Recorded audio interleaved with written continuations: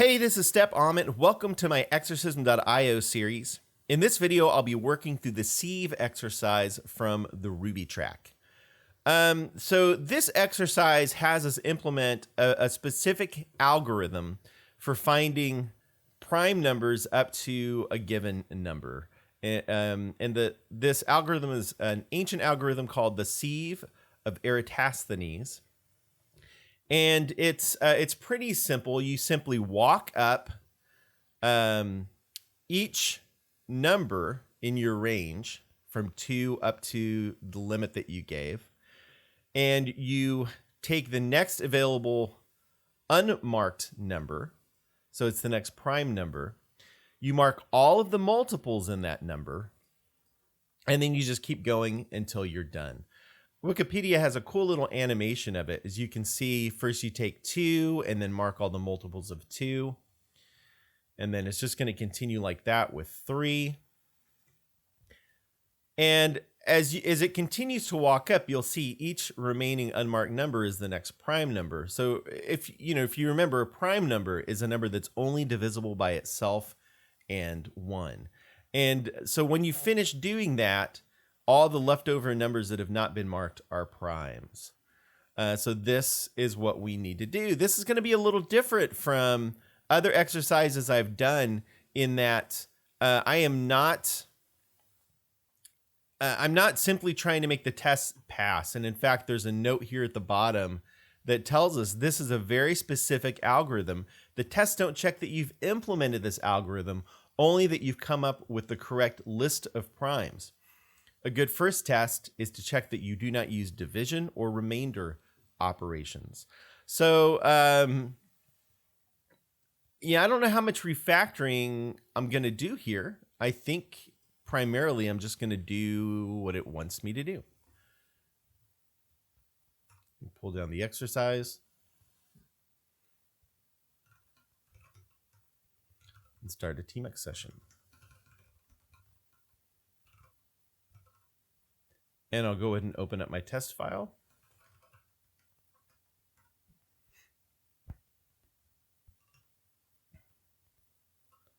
Okay, so the way this is going to work is we're going to have a sieve class that we initialize with our limit, the number that we want to go up to, and there'll be an instance method primes, and we'll return an array containing all the prime numbers up to that limit, and that looks like about it.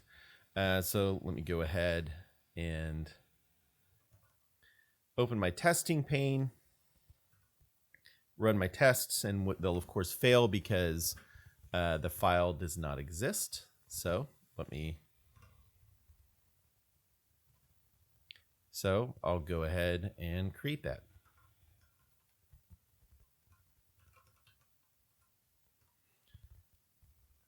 And swap my panes so that my class under test is on the left. And of course, this is going to fail as well because I have not initialized the class. So let's do that. Then it will fail due to an arity check. So I need to go ahead and define an initialize method that takes an argument. In this case, it will be limit.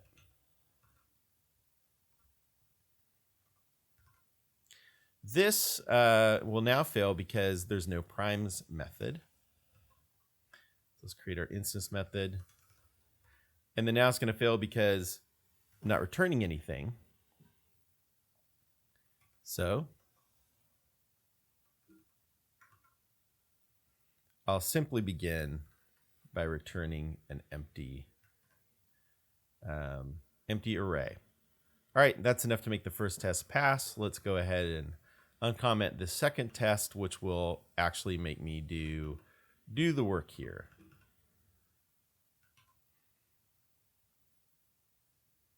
Okay.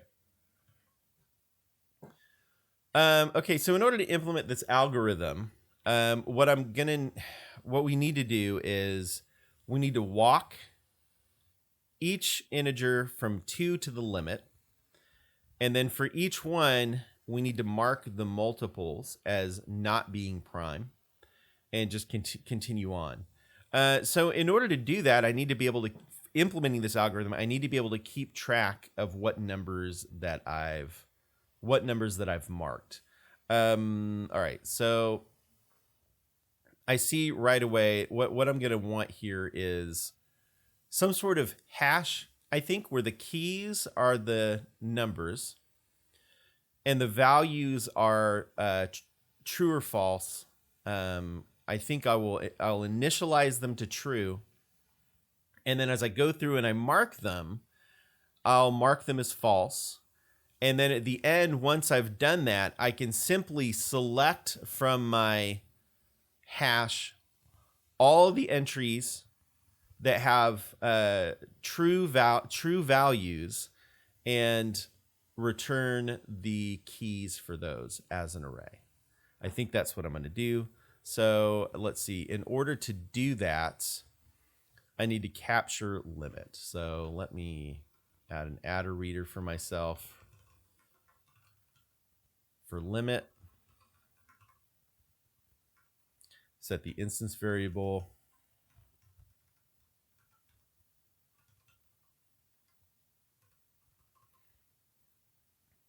And then, so let's see. I'm going to want to create a range. So let's call it range.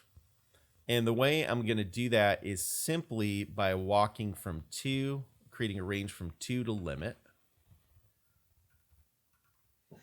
From 2 to limit. And then in order to create my hash, I'm going to need a couple of things. I'm going to need, let's see, initial values, I'll call it for now.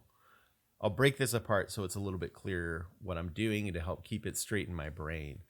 I'm going to want an array that is, let's see,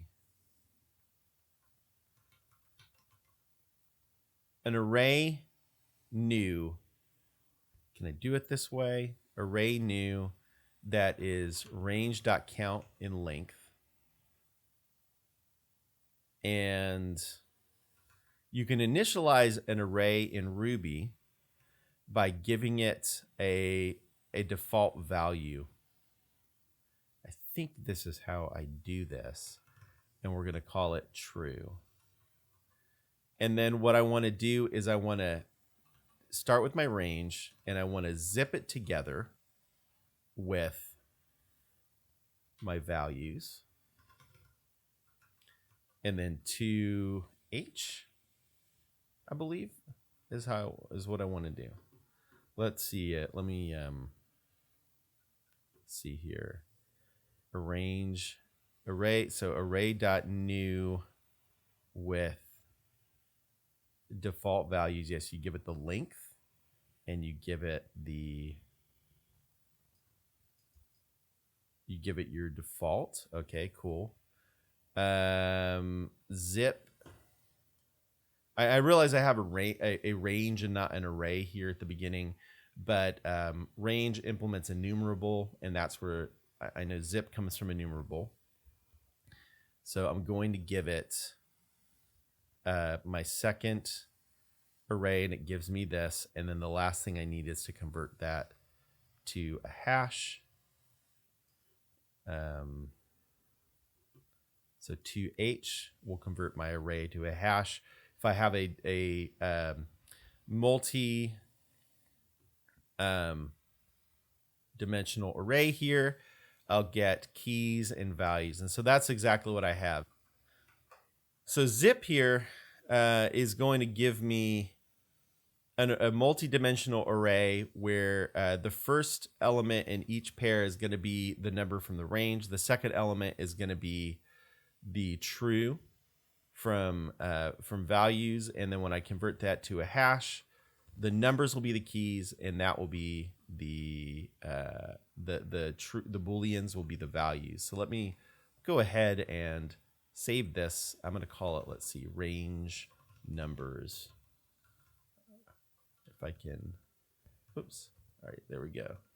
And so what I want to do now is I want to walk this range. So let me see. I'm going to use range numbers keys to make sure that or actually, let's see. Yes, range numbers keys is really what I want to do to start with, and simply walk it. I want to enumerate this over this array of keys.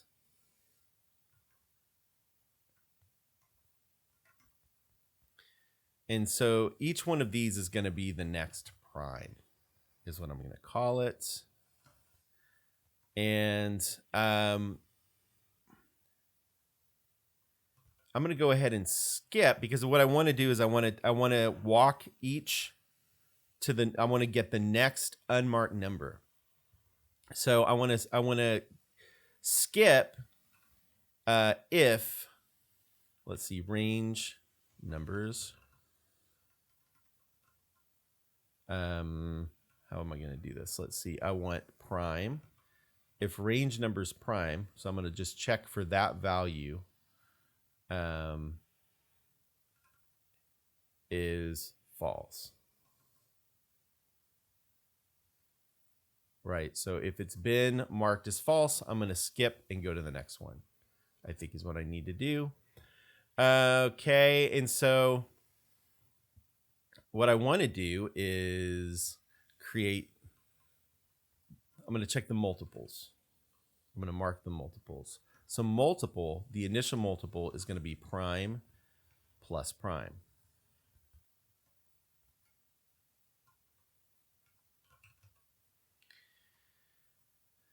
And then starting, let's see, while, I think I'm going to need to do while multiple is less than or equal to limit.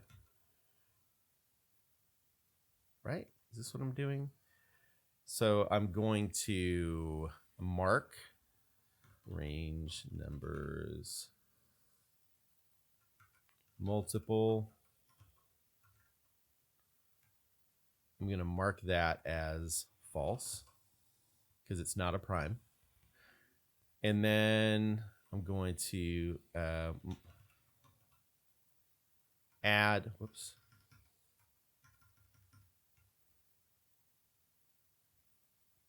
I'm going to add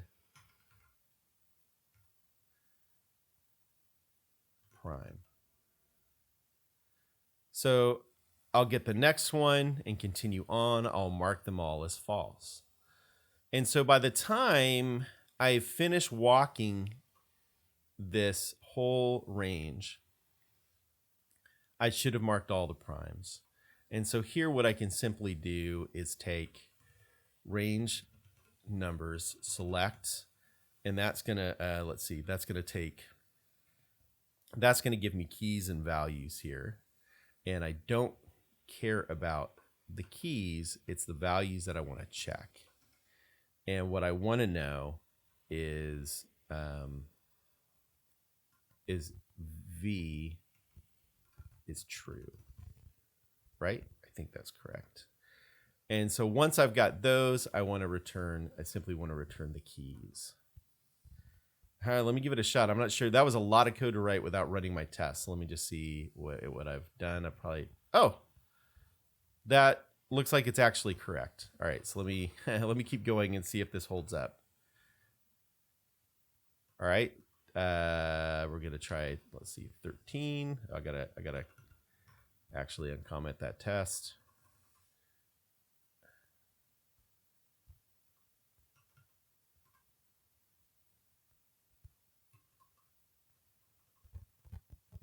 Okay, cool. I actually implemented it correctly the first time, which I'm a little bit surprised about. All right, cool. That works. A quick refactoring I can see is these things here that I put into temporary variables. I want to actually create. I want to extract these to private methods. So this one was, I believe, range. And let me do that and see if we're still green. Okay, cool. Okay, then I'll take values.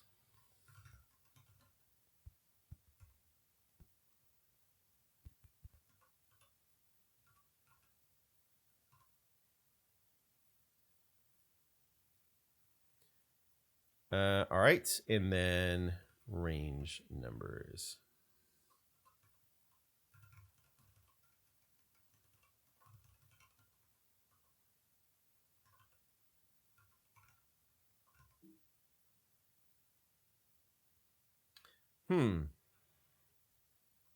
What didn't work about this?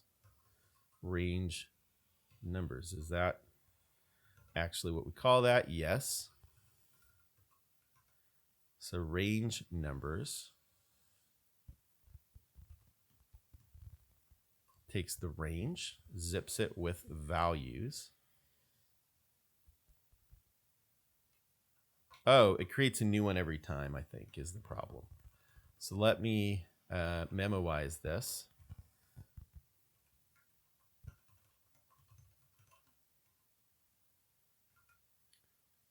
Memoize this. Let's see if that fixes it. Ah, hello.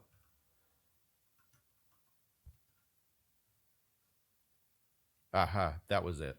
Okay. So what happened there was I every time I called it, I was getting a brand new range number hash generated, and yeah, that's no good. Yeah, let's see here. I mean, given the fact that we have to implement this specific algorithm, you know, the only other thing I could see is giving this a name and taking the keys from it. You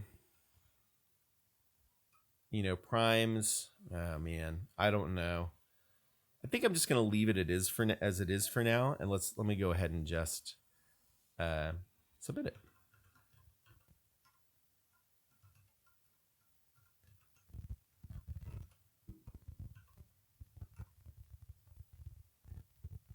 Cool, and I'll see you in the next video.